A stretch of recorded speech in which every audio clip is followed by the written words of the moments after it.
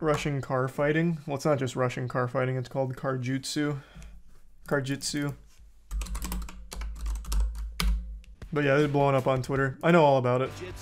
They also have phone booth boxing. Yeah, you might recognize the caster as JT, baby. I thought it was actual car fighting. No, they just fight in a car. Oh, goodness gracious, he got the unbuckle. The unbuckle record there. And blocks the seatbelt of Davidson.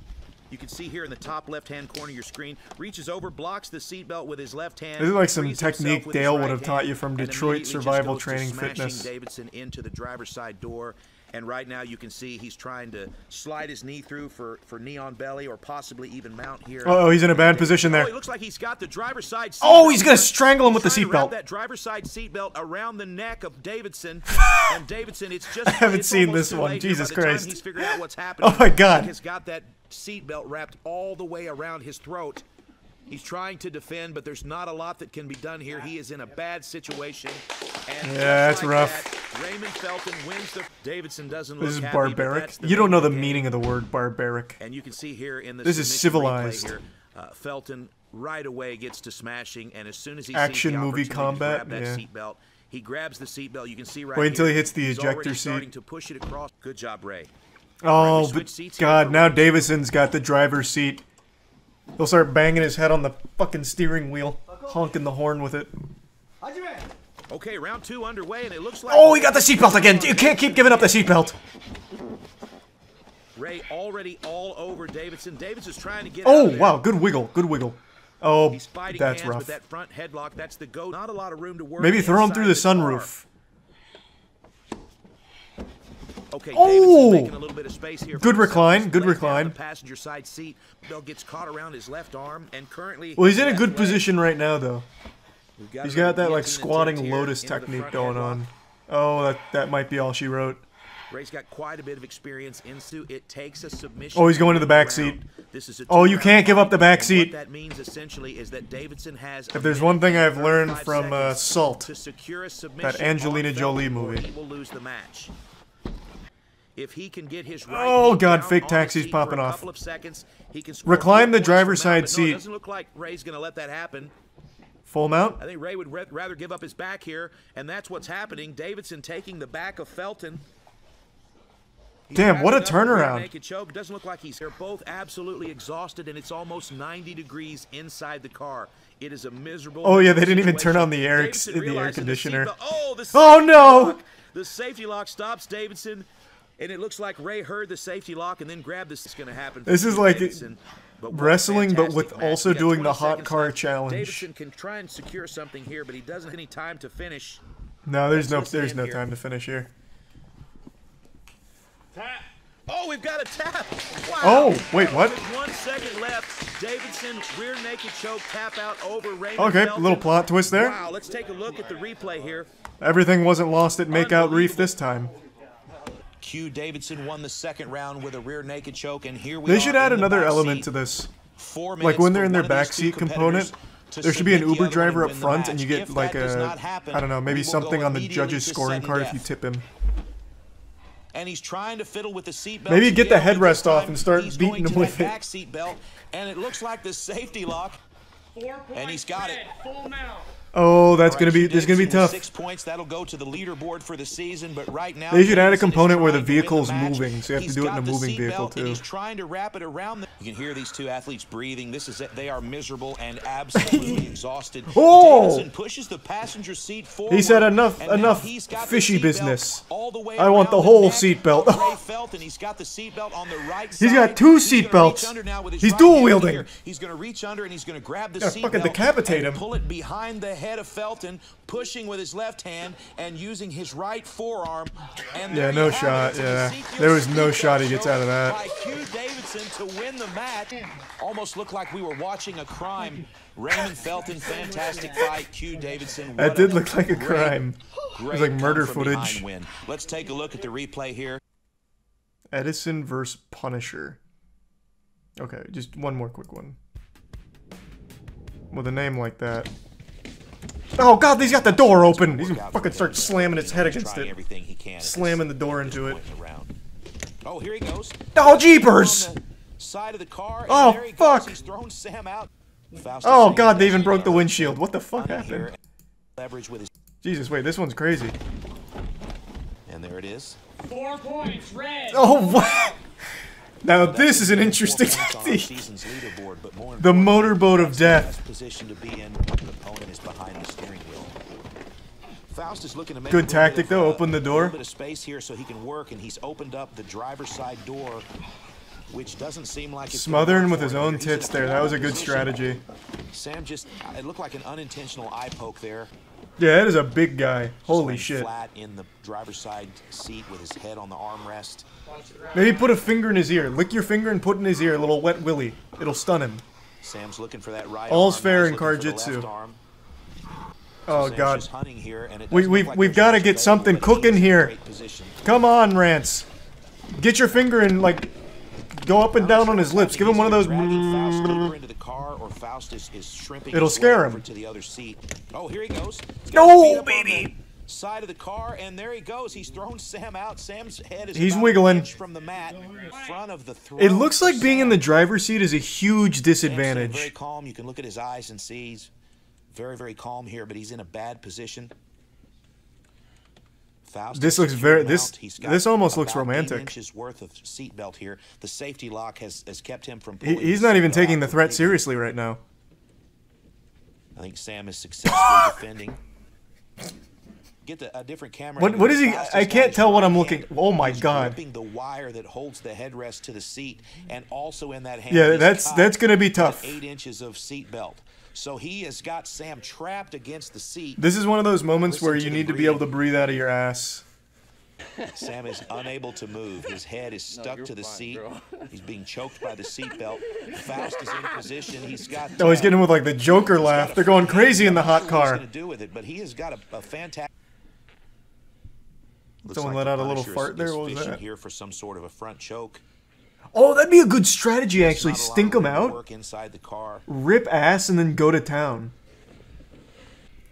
I think Rance really kind of took control of this round here. And it looks like we're going to the third round. That's the back seat time. Heavy breathing from both competitors. Yeah, these are some big boys here for the back seat. That's not a whole lot of room to work. Faust is trying to shove him in between the seats. What are you watching? And just a little bit of a misstep by Sam has put him in a Oh, you gave up your belly. Holy You showed your belly. You showed tummy. Oh, but wait a minute. Sam, the bully choke. But while doing so, he has absolutely gotten himself into a bad spot. His hips are trapped between the two front seats, and you can't Oh see yeah, now, that's gonna be all she wrote. Has figure forward the legs of Samuel Eidson. He's gonna turn the car on, rip the wires out, and shock him with it. Currently, Faust is a very serious situation here. There's no mobility whatsoever for Sam. Yeah, he's got his legs locked there. He's got him in like a coffin stance. Oh my gosh. Sam's trying to stay as calm as possible, but able to escape. Yeah, I think this one's kaput. I don't see how Sam gets out of this. Unless he rips the steering wheel off and starts like slapping him around with it. Oh, he's going to jiggle the keys here, create a little bit of a diversion. And he has absolutely passed from the back seat to the front seat. He still has mount. Wow. Jiggling the keys for a diversion? That was clever. Floorboard. Just hide in the floorboard, Sam. He can't get you there. Okay, here. What is happening? Trying to win this fight right here. 10 seconds. Oh. Holy smokes. Sam's that head is stuck behind the steering wheel. What is Sam Jesus. Oh my gosh. What is it? Jeepers creepers. Sam and Faust has in the match. Rance the Punisher Faust by submission. Holy smokes. All right. Wow. Championship. Man, Sam was in such firm control for round one. But then it was all Rance. You're not going to believe what we have in store for you today, folks. It's the International World Championship of Foosball. On the left, we have the 20-year-old phenom schoolboy, Nico Volgamut, aka Nico Voldemort. And on the right, we have the superstar of foosball, who needs no introduction. That's Tony Spraydeman, who looks like if foosball was a person. This is sure to be a real ass-greaser here in the World Championship title match, and you may have come into this broadcast an atheist, but I promise you will walk away from this event as a devout practitioner of the foosball religion. Now playtime is over, the practice round has ended, the condom is coming off and we're going raw. Nico Volgemoot has possession of the first International Championship Slam Jam of the day. He's passed it up to his number 5. He's in great position to score here. He's looking to charge it up. He's in attack position here. Will Tony be able to answer? Ooh, excellent defense from Tony Spraydeman. They don't call him Tony Sprain Your Wrist Spraydeman for nothing. Able to easily lock down there and avoid the quick goal from Nico. He's already passed it up to midfield with ease. Now you gotta put points on the board if you want to win the game here. Tony looking to get up to his number 5 to score. Unfortunately overshoots it a little bit. Comes in a little too hot there. Nico Volgemoot takes control. Tony gets it back for a split second. Nico comes in again. We are all over the place right now. Now, as many of you know, Tony Spraydeman is the king of the tornado table. However, this is not a tornado table, which means you're not going to be seeing any sodden panties being tossed around and landing on the foosball table on the battlefield or anything like that. This is just going to be some standard, classical foosball play by the books. Now, surprisingly, we're still scoreless in this one, which is very uncharacteristic of Tony Spraydeman. By this point, he's already done 3 keg stands and 5 goals. Excellent defense again from Tony Spraydeman. He's back up to midfield with complete possession. Oh, excellent defense from Nico. Oh my goodness, we're all over the place. I can't even fucking keep up with this shit. Good lord. Tony Spraydeman has control of the ball, back by his own goal. Nico Volgemoot back to the number 5, in good position here for a huge strike, and he gets it! We have drawn first blood. Nico Volgemoot on top with the first goal of this World Championship showdown. But as we all know, Tony Spraydeman does his best work under pressure, a lesson we learned at last year's Tornado Table Championship match when his family was taken hostage and threatened with execution right in front of him. He was able to easily win the match, win the world title, and save his family's life. But again, keep in mind, this is not Tornado Table, and it doesn't matter to Tony Spraydeman, as he just squeaks in a quick goal right there on Nico Volgemoot, answering right back.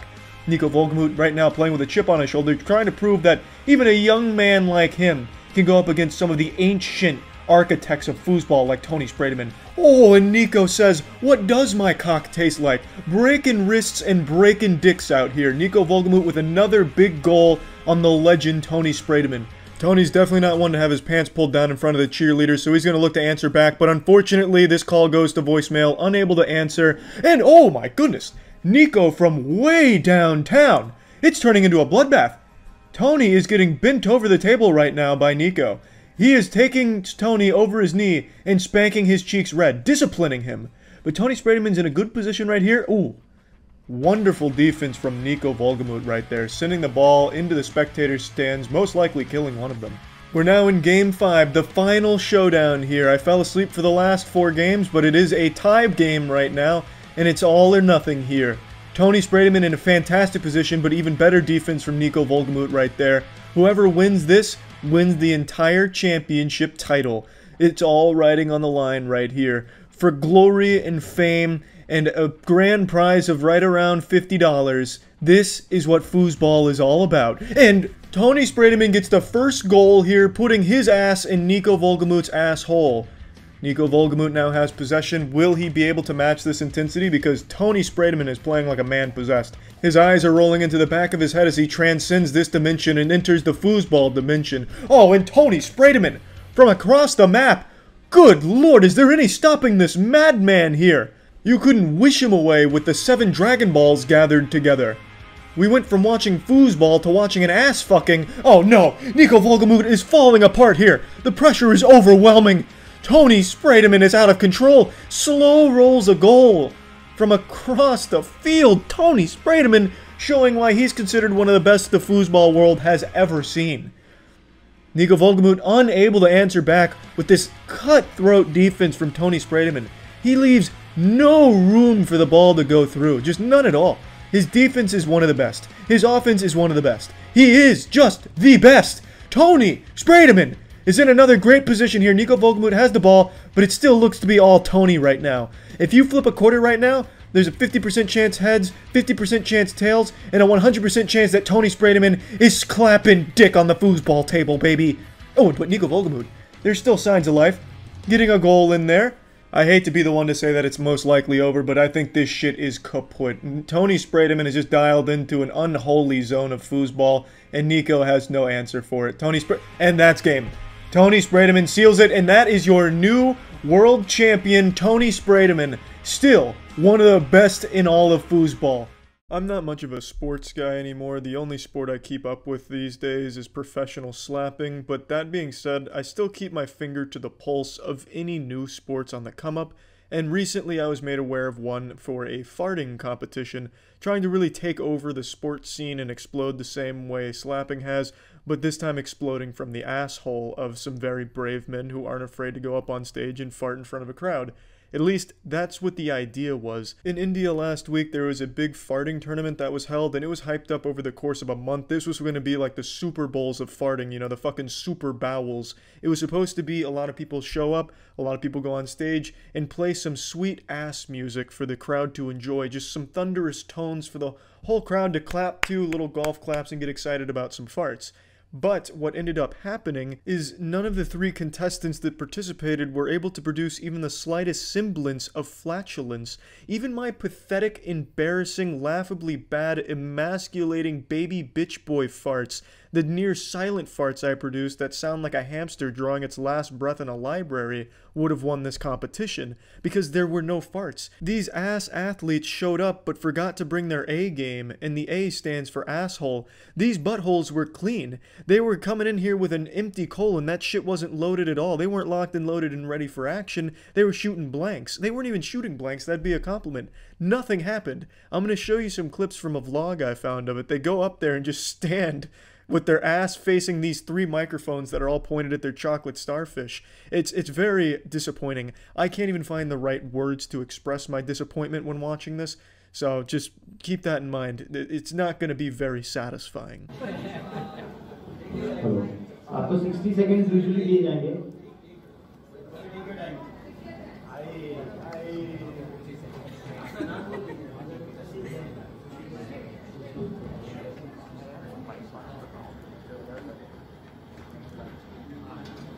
So this is the first contestant, and it really sets the tone for the rest of the farting tournament. No one is even trying. He's clearly not taking it seriously. If you're going to participate in a farting tournament, commit. Go up there, and if you don't have to fart, then fucking force yourself to shit your pants. I don't care if you straight dookie everywhere and blast it into the microphone. Get some volume to your fart. Go up there and do more than just stand there, because that is the ultimate shame. Like, honestly, when I was reading about this before the tournament happened, I would have expected this man to go up there and just like a fucking anime character going Super Saiyan, screaming, veins popping out of his forehead and arms, biceps bulging. Then all of a sudden, he fucking blasts a fart out that rocks the entire stage. All those sponsors that are right there behind him on that wall, the whole fucking wall would have blown over. They even have a fucking decibel meter there to measure the sound, which doesn't get put to use here at all. It doesn't get any exercise. What should have happened is someone goes up there ready to blow some ass that puts like an infinity sign on the decibel meter. Guys देखिए फाट करवाने के लिए क्या-क्या किया जा रहा है.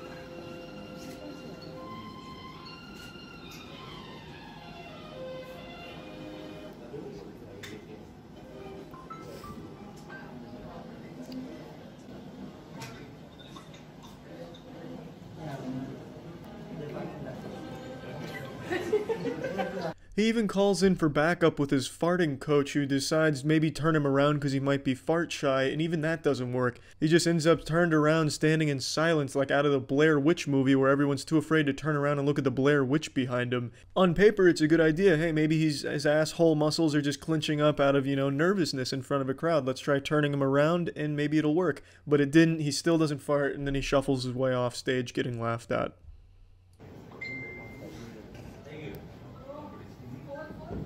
No. Anyone else wants?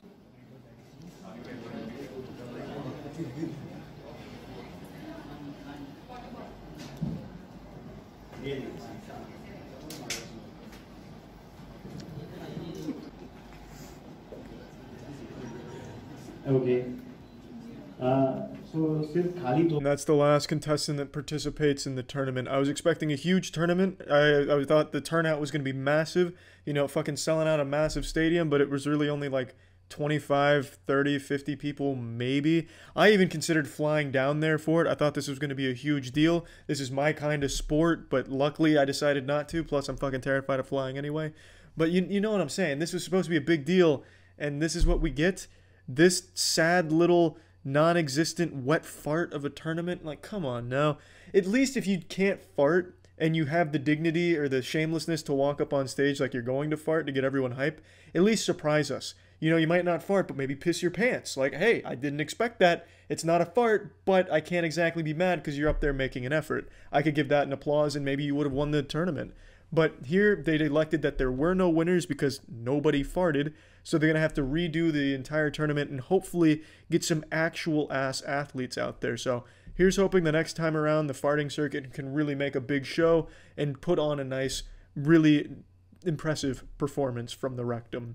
But anyway, I just wanted to make you all aware that the farting tournament is a sport on the come up, and hopefully we'll see more of it in the future. Much more exhilarating and more action-packed than this one. That's it. See ya. I love obscure sports. I've always had a deep fascination with this idea of competing in something that most people couldn't possibly imagine ever existing in the first place, and like really dedicating your life to it. And today I found a brand new one that I was unaware of. The Stapler Cup Forklift Driving Championship Series. Eine ganze Halle fiebert mit.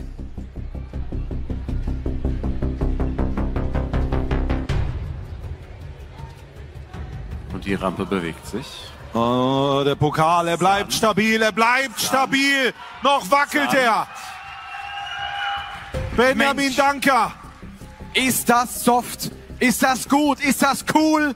A death-defying stunt that only forklift-certified professionals should ever even attempt. A normal mortal would not have survived. Now, I don't speak German, but I understood what he said when he said, "Das soft, das good." I get that, because I was feeling the same thing. The way that he operates that forklift is the same way a surgeon operates a scalpel. Such tender precision. He is a master of his craft.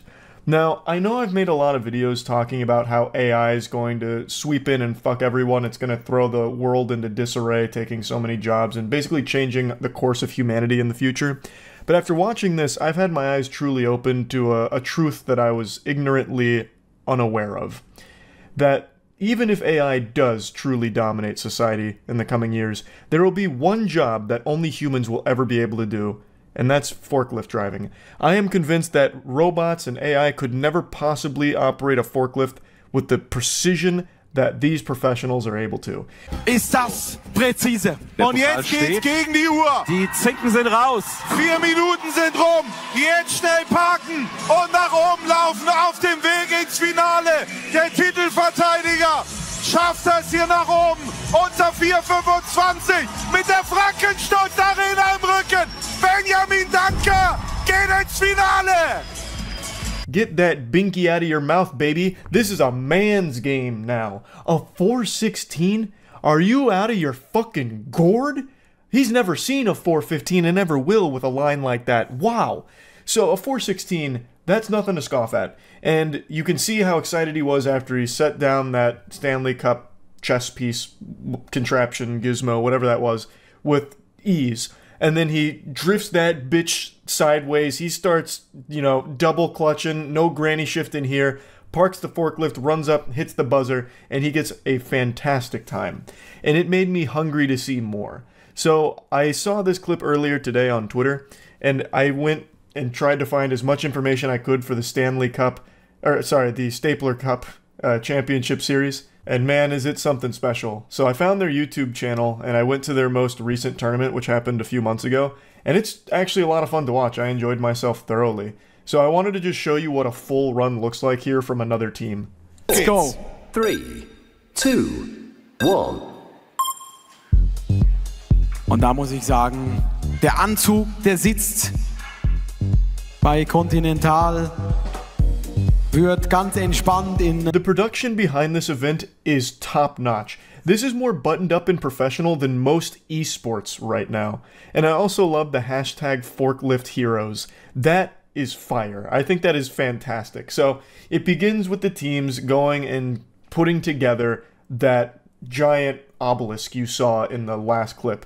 They put together that monolithic structure with the Stapler Cup logo on it. They have their own custom ingredients here for that. And watching them assemble it with the forklift it's extremely impressive. Locker sitzenden Jerseys. Es ist Rot gegen Gelb. Christian, wenn wir beim Fußball bleiben, du weißt, was das heißt. Ja, klasse. German Classico. Bei Continental fragt man sich natürlich, wer hat den Hut auf? Alle. Ja, und welche Reifen haben sie eigentlich dabei?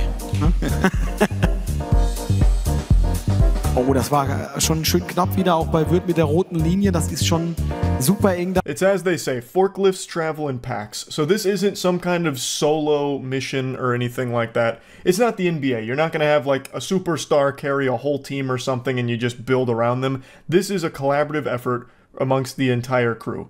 You know, so what they do is they build this together. It works kind of like a relay. So the first person gets the first piece of the puzzle, gently sets it on top of that box, then the other team member comes in, double fists it, grabs it with the forks, and pulls it back, and then begins constructing the next additional piece. Begeistern sich seit Jahren für diesen herrlichen Wettbewerb. Dankeschön an dieser Stelle. Was wären wir ohne Continental und ohne Wirth? Nicht hier, oder? I'm sure you didn't expect it to be all easy peasy lemon squeezy here. There's obstacles they must overcome. It's like Indiana Jones navigating through booby traps. The journey of a forklift is a perilous one, so obviously the competition's going to mimic that. I'm sure many of you have seen the OSHA videos where people are dying all the time from forklifts, apparently, with all kinds of like catastrophic injuries and fatalities, like straight out of fucking Mortal Kombat sometimes. Like, it's not easy. Like, genuinely, using a forklift to this level is not a super easy thing to do. And they're making it look so simple.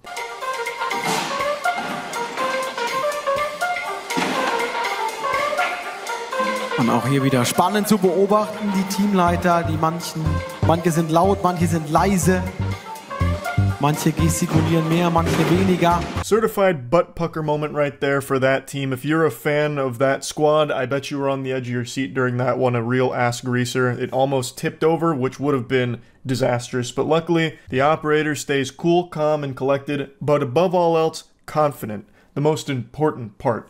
At this level of competition, at this stage of the game, you can't afford to have nerves, you can't afford to feel pressure, you gotta stick to the game plan and you've gotta execute, which he does flawlessly. Now, the camera makes that altitude adjustment look pretty small, like it looks like he only goes over a small curb. It doesn't look like he goes very high, but trust me, that's about 20 feet in the air right there, that he just, in a split second, climbs with the forklift, and then gets the precious cargo set down gently. It wobbles a little bit, but it doesn't fall down, and we're able to keep moving forward.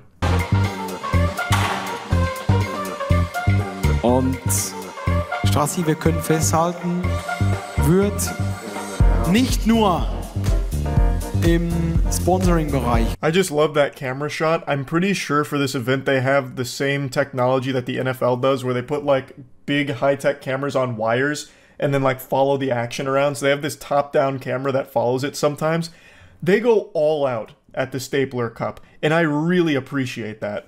3 Sekunden, ja, super. Die werden wir natürlich, da machen wir uns einen Knick ins Ohr. Die rechnen wir drauf, aber wir sind bei 2,20. Fantastisch bislang. Und Wirth. Just look at how tight of a squeeze that is right there. There's only a couple of inches worth of room to get the forklift tongs through it. It's like a fingernail's length. And they're able to do this like it's nothing. Like it's absolutely nothing to them. Und jetzt steht der Pokal bei Wirth auf der weißen Bahn. Und lässig. Now the structure is complete, and now begins the most difficult part of the competition, but at least it's complemented by some extremely good music. I actually really like the background tracks. They got bangers in here. Sounds like Persona 5 soundtrack. Und jetzt brauchen wir den DJ Drama, DJ Daniel. Der hat gerade die Schallplatte wieder auf Drama-Musik gestellt.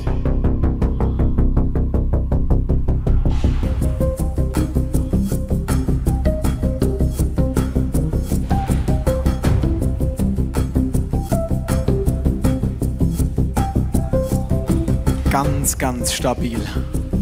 Was wird da abliefert? Kleiner Blick. We're reaching the climax. As you saw in the other lane, there was a bit of a whoops-a-daisy with the structure falling back onto the forklift. An unfortunate blunder there, but nothing but ice running through the veins of this man in the other lane. The way he's able to navigate those landmines, nothing shy of extraordinary. So he gets through the landmines without any explosion, without any disasters happening, and then he approaches the final piece. Und das ist sie, die schwierigste Stelle dieses Parcours im letzten Bereich. Minuten zu Ende für Wirth, das wäre eine Top-Zeit. Einmal parken, die Gabel runter und jetzt ab dafür. Aschaffenburg. Und bitteschön. You know he's good for it. There was no choke there whatsoever. He came to play and he came to win. The way he sets that down at the end, it's like he's handling it like a newborn baby, like a mother taking care of her child. Just right in the crib.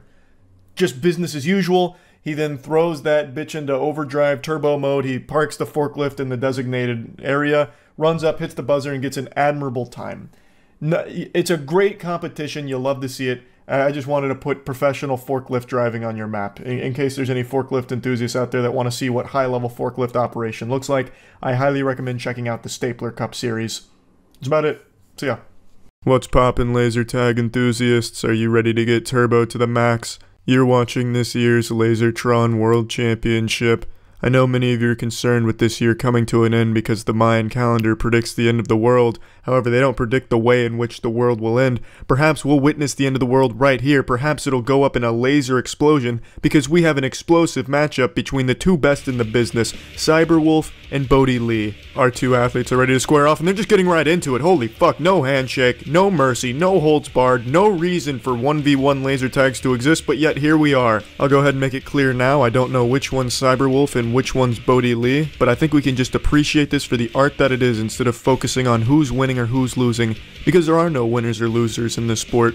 The only real losers are the audience that's watching this, which is us. As you can tell, laser tag one-on-ones are an absolutely brutal sport. These are the two finest warriors here duking it out for our entertainment. This is no different from the gladiators during the ancient Roman times. We're already a few rounds deep, but these monsters have not had enough. They're going for more. This is a bloodbath. They're coming for scalps. They're getting right into it. That father of three just pulled the old loop-de-doop and pull on the other guy. This is a real clash of titans of biblical proportions. Oh, that was a short round.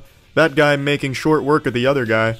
I may not know who's who here, but I do have information on them sitting in front of me. So Cyberwolf, also known in the circuit as the Laser Mayonnaise, first entered the scene around 5 years ago after he took his son Antonius von Kilgore to the local Zappity Zoopities Boppity Boopities laser tag arena and just fell in love with the sport. He became consumed by the idea of being the best there ever was. So shortly after, he divorced his wife and left his son behind to tour the United States, training in the finest laser tag dojos he could find, including a long stay with world-renowned laser tagger Osama bin Laden. He's truly been molded by the best laser taggers of our generation and is here to show the fruits of his labor. Now Bodie Lee, on the other hand, also known as the Blazer Laser, has a completely different origin story to Cyberwolf. He says he was just driving down the road and saw a laser tag arena and said, you know what, that's what I want to do. Well, that's just embarrassing, Bodie Lee, but we're glad you're here. People from all over the world have crowded in here, crammed shoulder to shoulder to watch this showdown here, and they're getting their money's worth here. This is an absolutely vicious battle here. These two men are just going to war right now. The spectators are on the edge of their feet. They almost look interested. Another round down, I can't tell who won it, it doesn't matter, because this right here is what good competition is all about. Two soldiers, two generals, two lieutenants going at each other, giving it their all, putting everything they have into their blasters, pouring their heart, soul, tears, and cum into the vests that they wear in order to protect them from the lasers. Without those vests, they would be vaporized instantly. This is a high-risk sport. People are throwing a big hullabaloo about the dangers of football.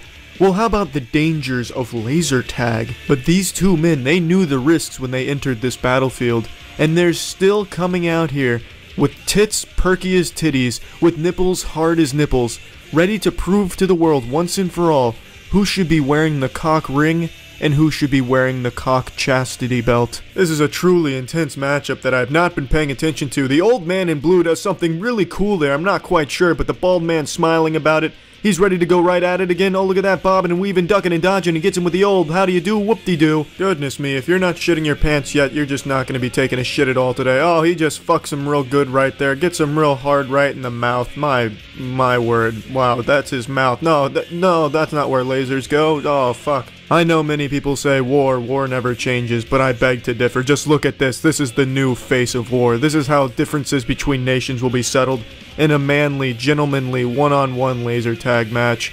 This is the future. This is bringing back memories of middle school when I used to go laser tagging with my friends and we would brag about who the best laser tagger was. But that was middle school. This is middle age. There's no excuses here. There is no shame in this sport. Here's a little fun fact for all you wild folks out there that just love laser tag and can't get enough of this fucking shit. Did you know that before there was Jesus Christ, there was laser tag? Where's your God now? Checkmate. Reality? Holy fuck, how long is this match? What is this, a 40-round bout? How do they have the stamina for this? They're so old, and this looks almost grueling. They have to move around for short bursts and then jump a little bit. This must be the next generation of CrossFit. Oh, goodness. Oh, they're doing it again. They're shooting lasers at each other. Oh, fuck. Judgment Day is on its way. Oh, look at this move. Oh, did you see that move? That was a move and a half. The spectators can't even believe it. They're stunned. They're shocked. They're standing up now. Oh, man. One knee. He did the one knee move, where he gets down on one knee and shoots his laser too. Oh, now he's doing the standing move where he shoots his laser. This shit's getting out of control. These spectators don't realize they're in the danger zone right now. This is too intense. They might just be fucking blown up by this intensity. It's like when you're watching the space shuttle take off. You need to be at least 3 miles back in order to be safe. Same thing for laser tagging. You want to be at least 3 to 15 miles away because you don't want to be anywhere near a laser tag one-on-one. It's not very fun to watch. But they're still going at it, and we're still here. And you're still here too. Because who would ever want to turn off a laser tag one-on-one? This is that kind of shit you only read about in the American history textbooks, you know, where the greats duked it out and you always wonder what it was like to watch something like that. Well, now you know exactly what it's like. And I hope you're happy. Because I know I am. Man, this is fucking remarkable. They're still going at it. There is no stopping here. There is no brakes on this train. This train was built without brakes. It didn't need them and it didn't want them. They're shaking hands. It's finally over. It's finally fucking over.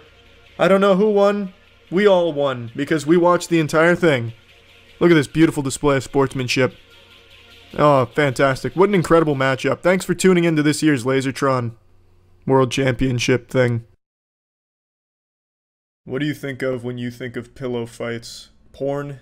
Yeah, I don't blame you. I was naive like that once. Then I had my eyes opened to the absolutely brutal and competitive potential of pillow fights. There's an entire pillow fighting league called the PFL, up there with some of the great sports like professional cornhole and competitive zip popping, and it combines elements from the WWE and a sad street fight between two mothers at their children's daycare. So please, allow me to introduce you to this wonderful new sport.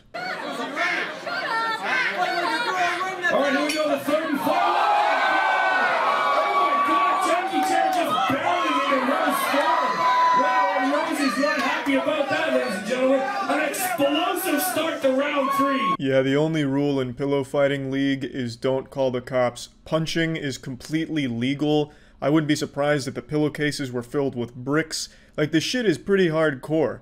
And, of course, this is a grudge match between Rose Thorn and Jackie Jarrett. I mean, I don't need to bring you up to speed on the lore, I'm sure. These two have hated each other for years. A lot of bad blood there. Ever since the night that Rose Thorn's husband accidentally moaned Jackie's name during a wet dream, she's hated her ever since. So it's finally nice to see them throw down here in this wonderful facility here. Of course, this is a meth lab by day, but a pillow fighting coliseum by night. Jackie Jarrett's at the advantage here, got her in a full mount. She's going for her downtown Alaska super slam! Ooh! Rose Thorn breaks free. Close call, nearly broken in half. Referee trying to break it up here. Ooh, but not even referee Asmongold is safe.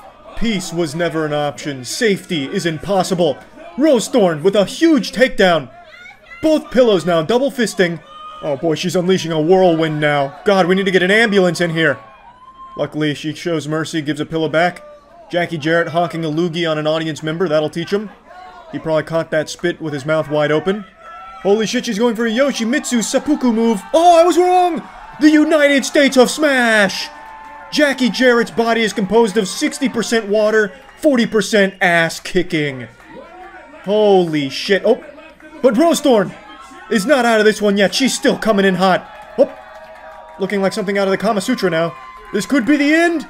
Ooh, only a 2 count. Don't know exactly what happened over there, but the referee said it's a 2 count.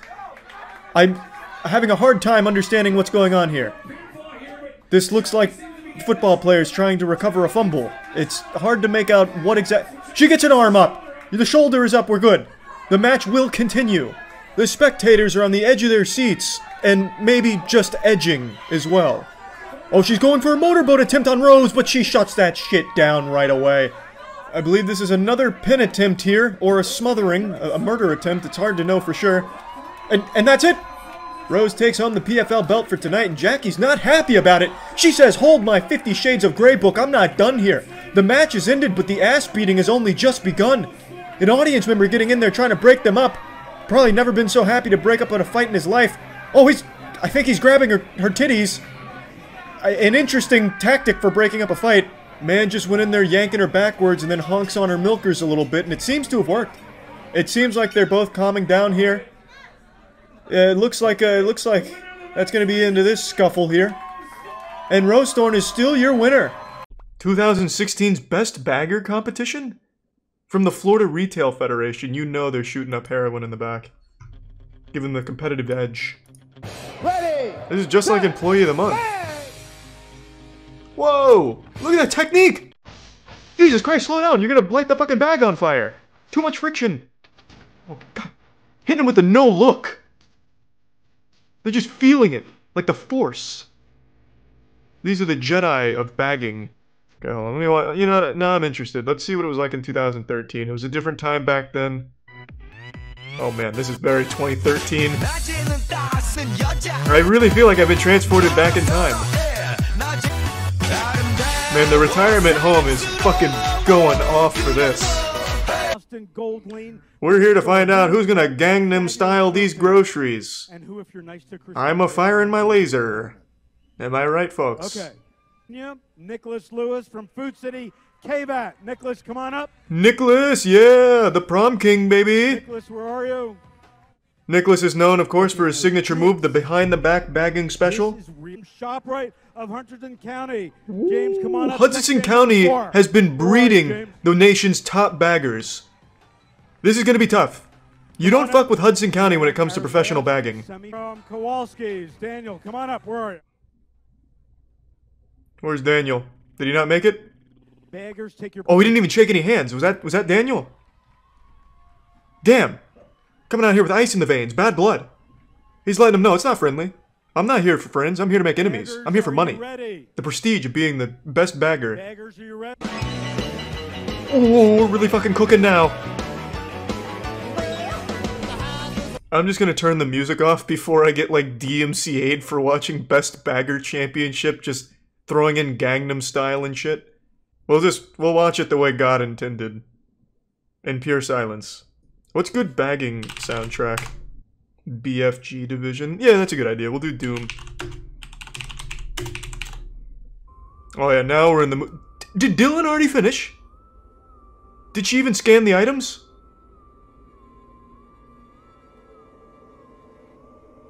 This almost feels sinister, like they're trying to summon Lucifer by bagging these items. They're not bagging groceries, they're bagging like goat's blood and human sacrifices, parts of them. James. Excellent work, James. Fantastic. Oh, is that Roger Goodell?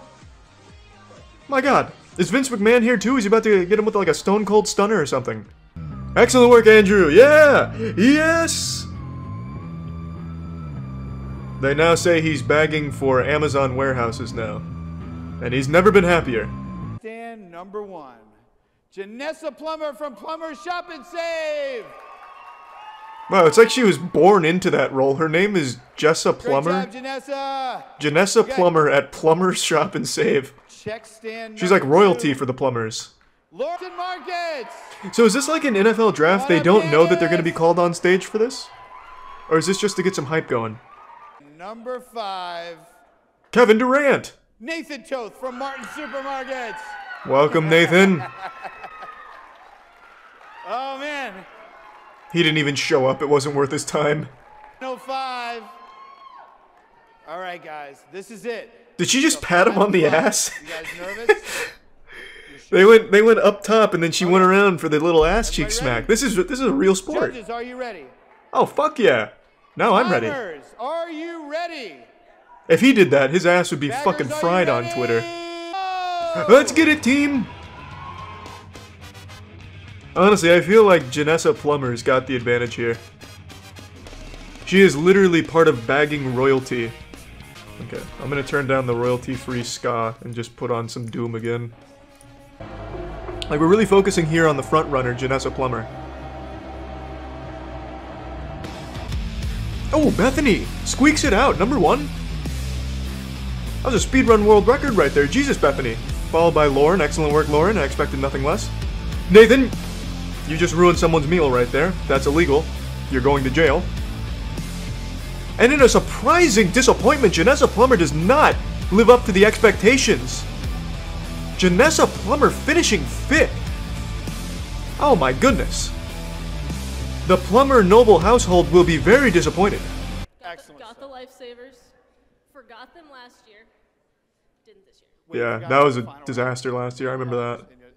Couldn't forget that. Stood trial and everything. There was one bag of potato chips that was like sitting way on top. Is that like a big no-no? Uh-oh. No, that's okay. Yeah. That's good. That's improper technique, Lauren. No, that's frowned upon. Right? Exactly. You can't talk your way out of this one. Lauren, that's illegal. Great job. This is Great adorable. job. Okay. You. Bethany killed it. She was unstoppable. That was amazing.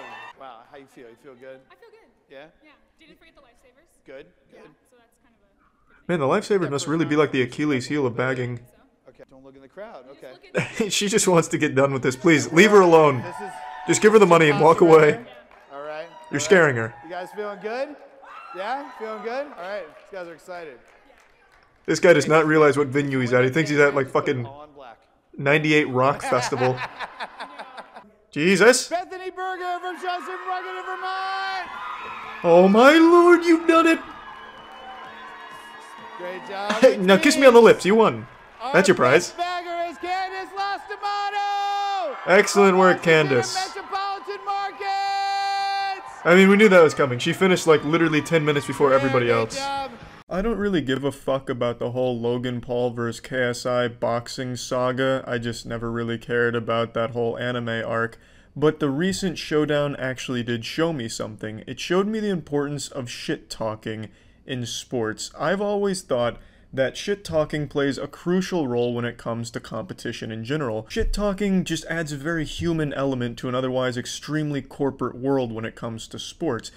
Conor McGregor versus Floyd Mayweather, for example, a whole lot of shit-talking. Really, combat sports in general are very big on shit-talking, and it works very well for them both in terms of viewer numbers, turnout, and as well as just general investment into the people, because in the corporate world of sports, you have people trying so hard to appease brands, be child-friendly and everything like that, where, especially in esports, shit-talking is actively discouraged and punished. It makes it hard to even know if the players are even invested in their sport or if they're just there for a payday.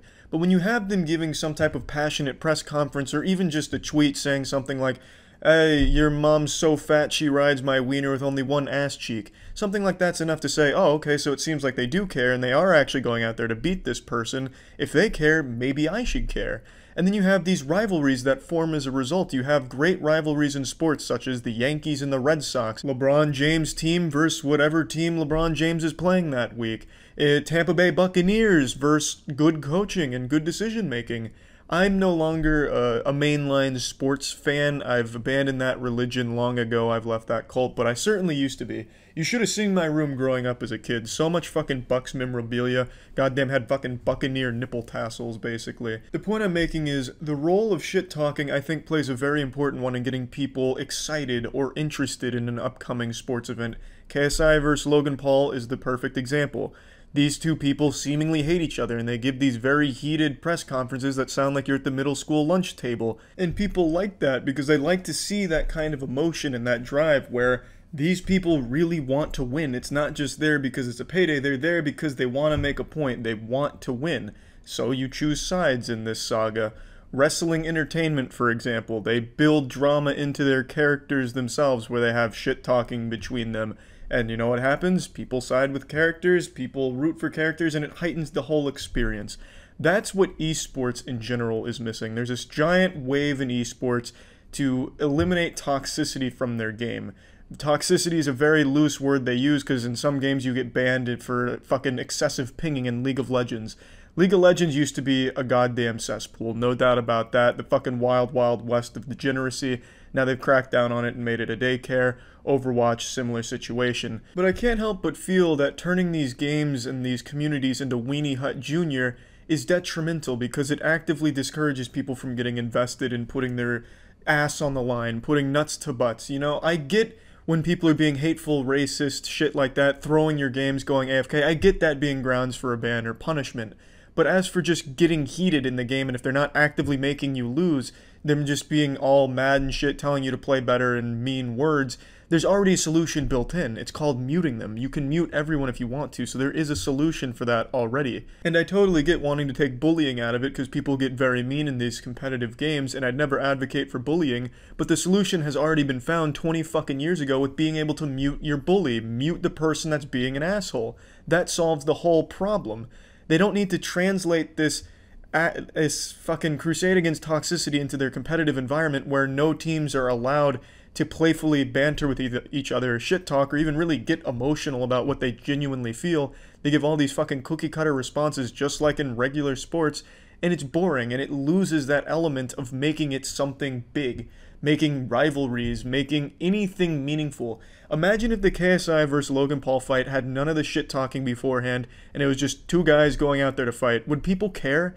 Probably not. It wouldn't be nearly as big as it was, but because they had these months and months of constant back and forth shit talking and emotion on the line, it got people invested, obviously, because that's the kind of shit that people want to get involved in and see the result of. It creates an entire narrative around an event coming up, as opposed to just being another cookie-cutter sports event with maybe some cool moments. It actually puts something there, which is why wrestling does it instead of just have fucking action figures go out there and colliding. There's actual emotion behind it, which esports I think is dreadfully lacking. Now you'll notice my shirt changed throughout this video. That's because as I was rendering it out initially, a story came out about an esports professional in the Call of Duty scene named Mutix, I believe. Basically what happened is, during a stream he didn't mean to start, he was bantering with his friend and he said some bad words. He said autist and he also said retard to his friend. It was supposed to be in jest, but it was caught on stream and now he's at risk of losing his career, his sponsor. His 12-year-long esports career is now in jeopardy because those words were picked up on stream in a fit of trash-talking banter with his friend. And since this happened as I was rendering this, I figured it'd be a topic people were talking about in the comments, and I wanted to address it in the video itself. Do I think he deserves to lose everything because of the words he said on stream? No, absolutely not. Cancel culture is a goddamn plague.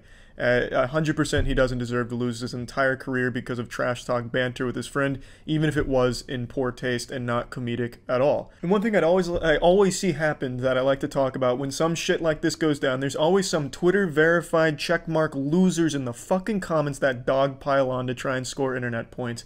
Mutix posts this I'm sorry video where he's crying and talking about everything that's at stake and what he might lose. Pro tip, never make a crying video on the internet. No one's gonna believe it even if it is genuine. I don't know fuck all about Mutix or this scene in general. Maybe this guy's a huge asshole, I don't know. But just from him saying the words autist and retard in a trash bantering with his friend, I don't think warrants him losing everything, even though it is in very poor taste. Alas, Ashes comes into the comments of his I'm sorry crying video to post a GIF I think his name is Ashes. I don't know if it's LA Patty P. I don't really know. He looks like McLovin. He comes in to post a gif of Joker laughing at him. Then someone says, bruh, come on, and his response is, no respect for that behavior, brother. And that's totally fine. If you don't want to forgive the guy for what he said, that's absolutely within your right and makes total sense. But if you're going to act all high and mighty and celebrating this man's downfall, when you yourself are just as guilty of the same things, if not worse, you're pretty much the lowest of the fucking low, you goddamn two-faced asshole. If you dig through his tweets for 1 second, it takes literally one search on his page, here's a picture, he's constantly throwing around this word.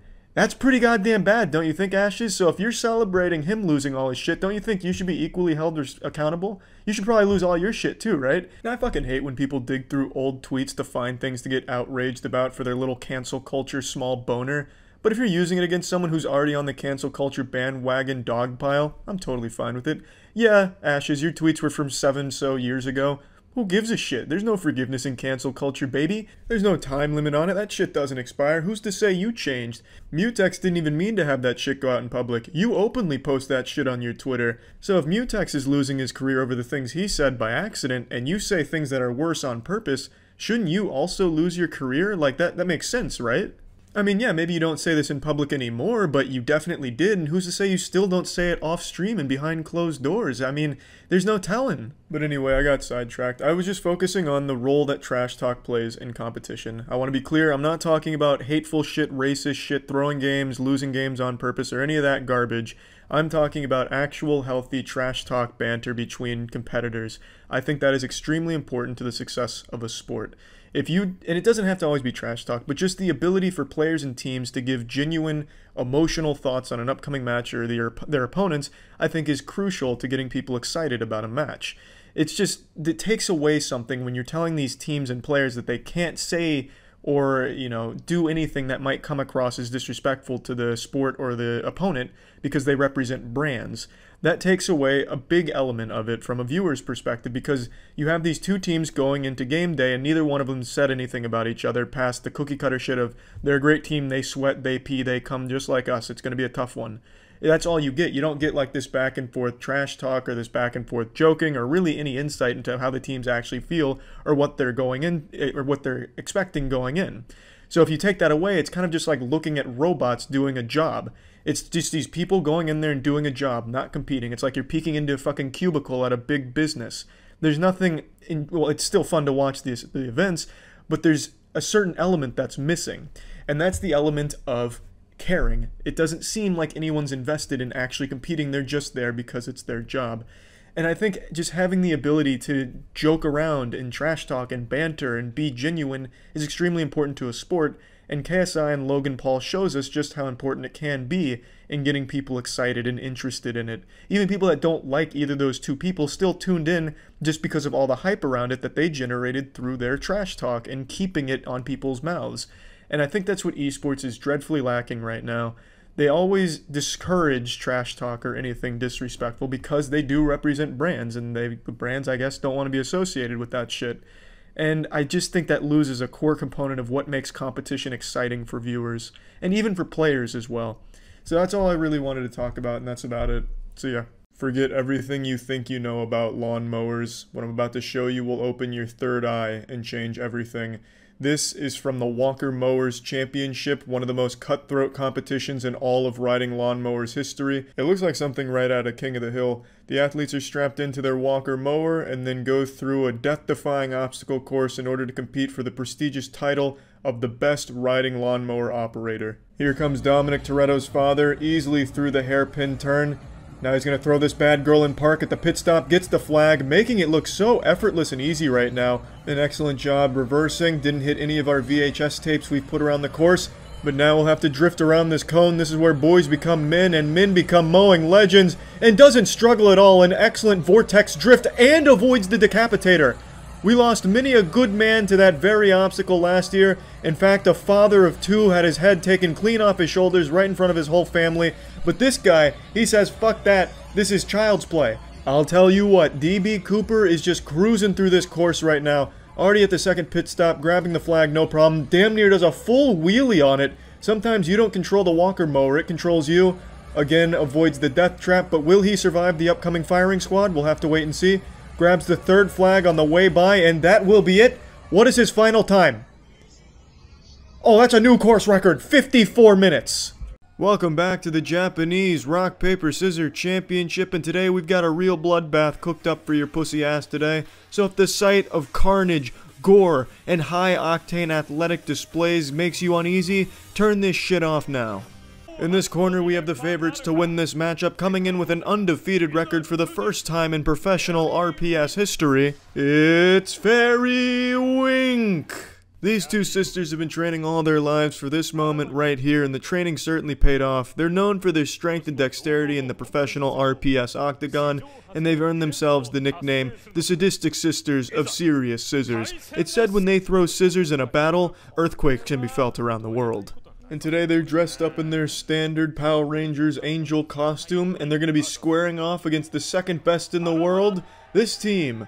I can't read the name, but it looks like they're reaching out to hold your hand, so we'll call them the hand holders. The referee will now go over the rules. There are no rules, baby! Fuck yeah! I hope you've got your condom on, folks, because we're about ready to begin. The competitors fist bump, and it's time to start. Ready?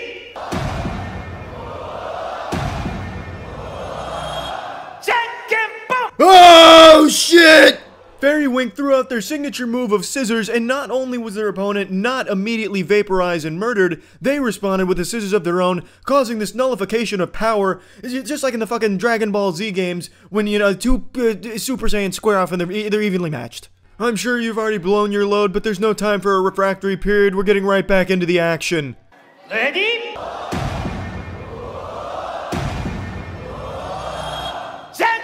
No! No! I can't believe it! Another stalemate. They're in each other's heads right now, reading each other's every move. Could this even have a conclusion? We might end up being trapped in one of Doctor Strange's Dormammu. I've come to bargain. Time loops forever. This is just like when Naruto fought Sasuke in the Valley of the End. They're both evenly matched. But could it all change in this next round? I can't even wait to find out. The ref is either smelling foul play or my soiled boxers. There's no telling, but either way, he's readjusting the team so that way strategy is back aligned. Making sure there is no cheating going on here today. Very honorable. Ready? Ah!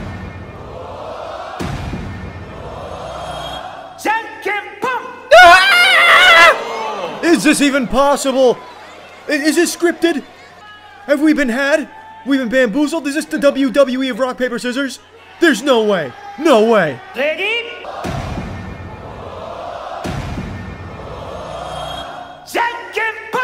We have a winner! Welcome to the Wife Carrying World Championship of 2016 AD. That's this year.